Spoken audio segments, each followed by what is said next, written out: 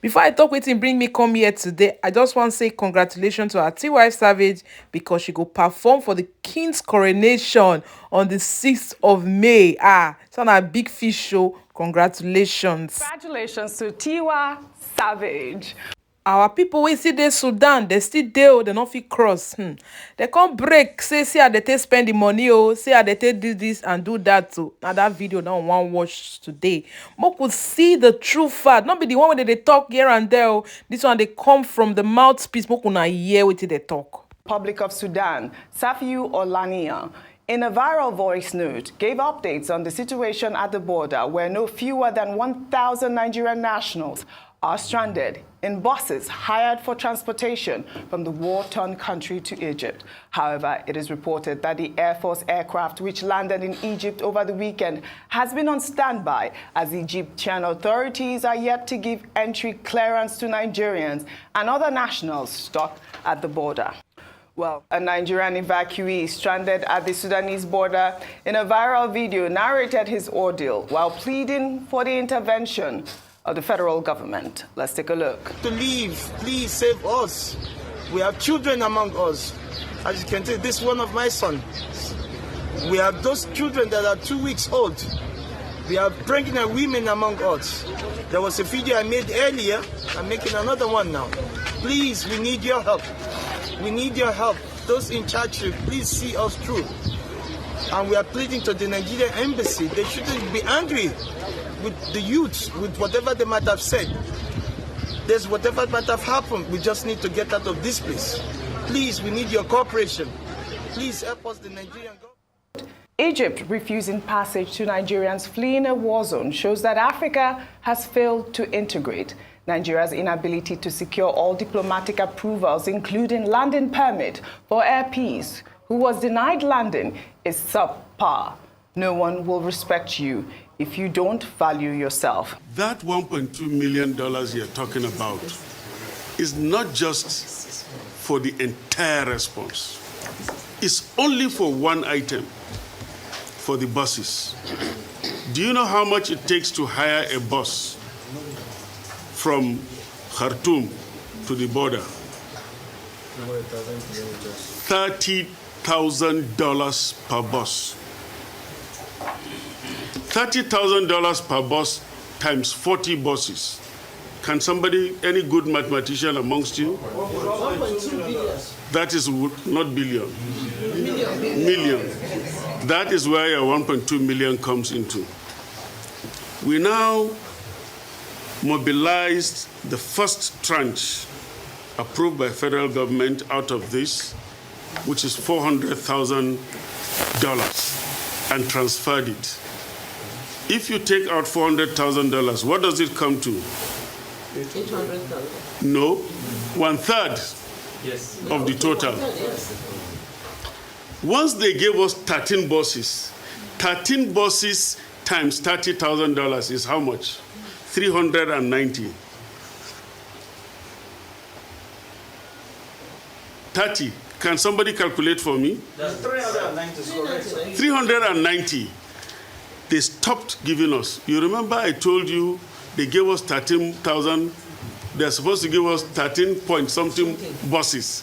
They kept the 10,000. Well, I mean, there's still so much discrepancy in this whole conversation about misappropriation of funds. You know, we talked about this last week, the $1.2 million people are saying was excessive. It's good that he has given this breakdown. But, you know, the main story which I took about the Air Force, you know, being deployed, the C-130 being deployed to Egypt. They were deployed, I believe, on Friday, and they have been there for 3 days. We're talking about mismanagement of funds. I believe the employees there, the military guys in the plane had been sending messages. I'll read one of the messages that they sent, which is what they require the federal government to do at this point. One of them is for the president to intervene at the highest level to break the intraceable diplomatic immigration deadlock at the border, solve the contractual logjam with drivers, that's the bus drivers, inform the headquarters of NAF of decision of air crew and aircraft the national interest need to stay back. Well, another request is note and effect the necessary logistical changes brought about by extending mission duration. Dr. Bati, I believe you talked earlier about the, the NAF aircraft jet that has been deployed there. I mean, I don't understand who dropped the ball here in terms of communication. Our Nigerians are there, stranded at the border. They have been there for days. And now we have our military guys there, stranded as well. What we all want, is for the Nigerians who are stranded in Sudan to be brought home. Other countries, as I said earlier on, have been evacuating their people. Take the Americans, who have evacuated over 1,000 of their people. Do you know that they sent manned drones with reconnaissance, with area surveillance? America deployed its might to guide the buses taking the Americans on the ground to Port Sudan. And from Port Sudan, a naval ship was waiting. And you can be sure that that naval ship is not just there, it's a military warship to move the Americans first to Jeddah in Saudi Arabia.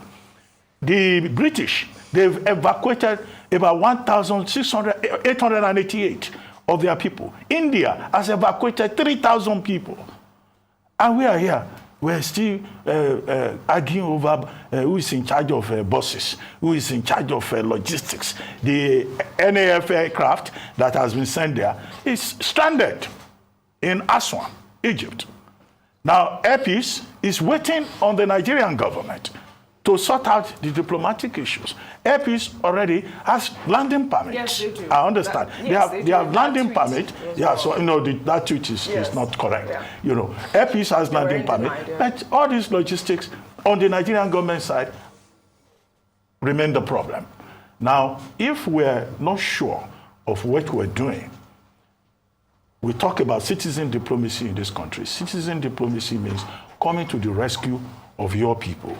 The Nigerian Air Force crew that is there, just about 14 of them, in the C-130.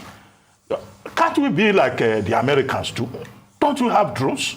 Can't we go there and provide protection for our people? And if we cannot handle it, can we seek help? We can ask the Americans to help us. We can ask the British to help us. I mean, we can ask, we don't have to go through Egypt. Since it's an issue, the Egyptians are asking for visa. We can go through Port Sudan. And we're told that about 1,595 Nigerians are already in Port Sudan. Okay, nobody's going to ask for visa to exit Sudan. Yeah. So do we have a warship that we can send to Port Sudan and move our people to a safe place? Well, I don't know, maybe the Nigerian Navy doesn't even have only God knows. Only God knows what they have. So this is the issue. And the attitude of the Sudanese authorities, and also particularly of Egypt, raises a question, as I said earlier on, about African unity. Yeah. Egypt is a member of the African Union. Other members of that union are in distress, and Egypt is asking for visa.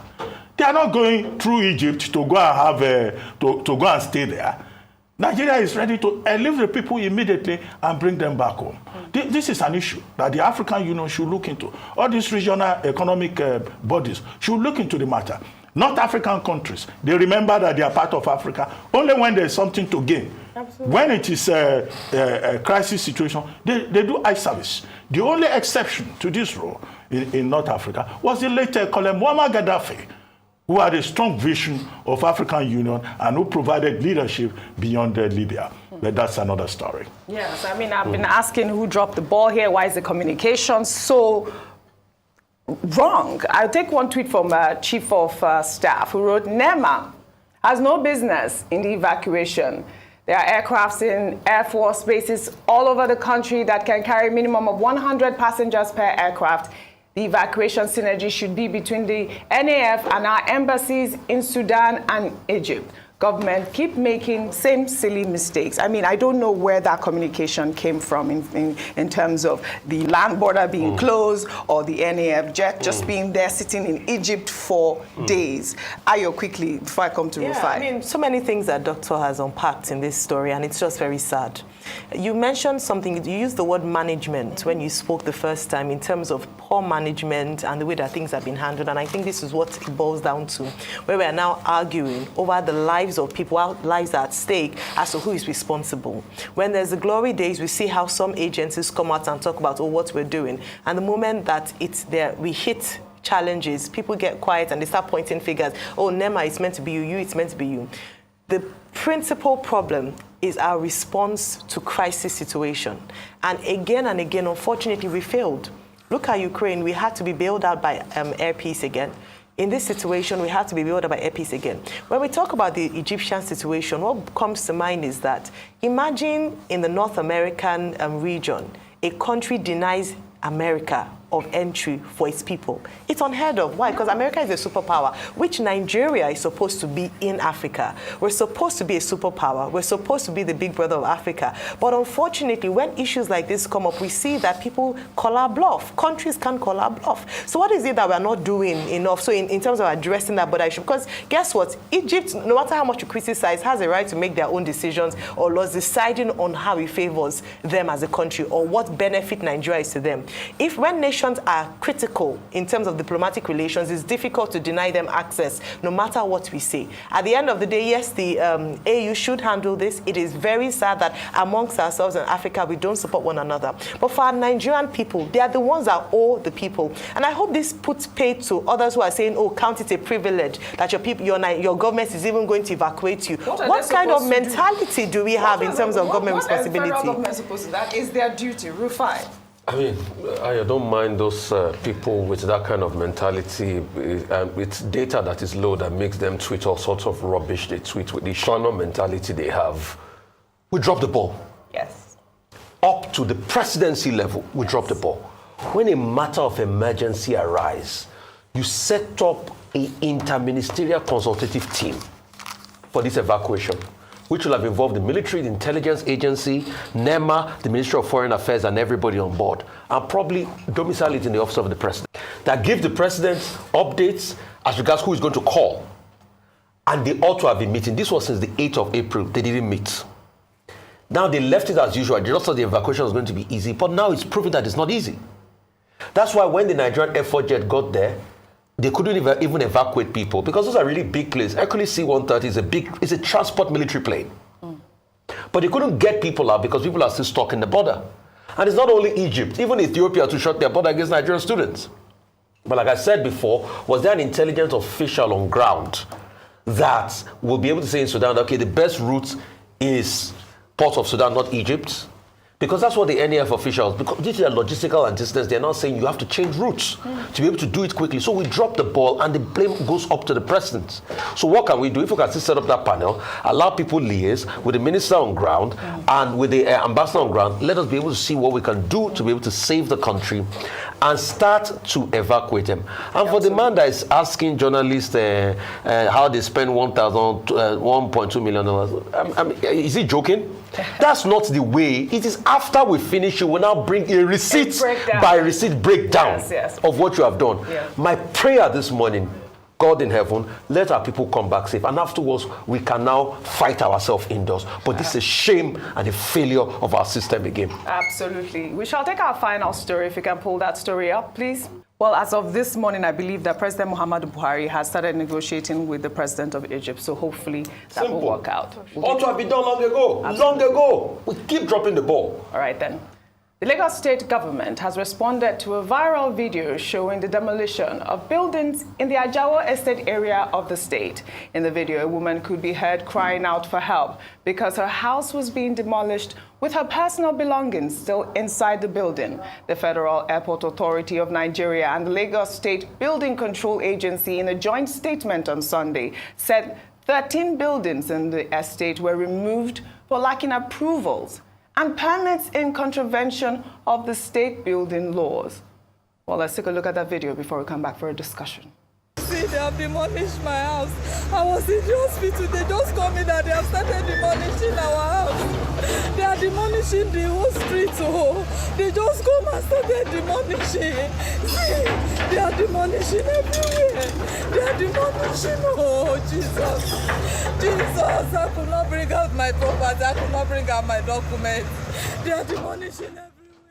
I mean, there are so many stories with this. Ayo, I want you to just give a quick breakdown because we don't have much time. So very quickly, what they have mentioned, what the authorities have said is that they didn't have the permits to build houses here. So the question you then ask, because when we hear the agonizing cry of the woman in the background, you can feel emotive. But we have seen a number of times where Lagosians or builders flout the building laws. But what then ask is then, who are the regulators? Why did they allow them get to this point before having to demolish at the end of the day? But we must also take notice. If you don't have a plan, don't build. This is what eventually happens.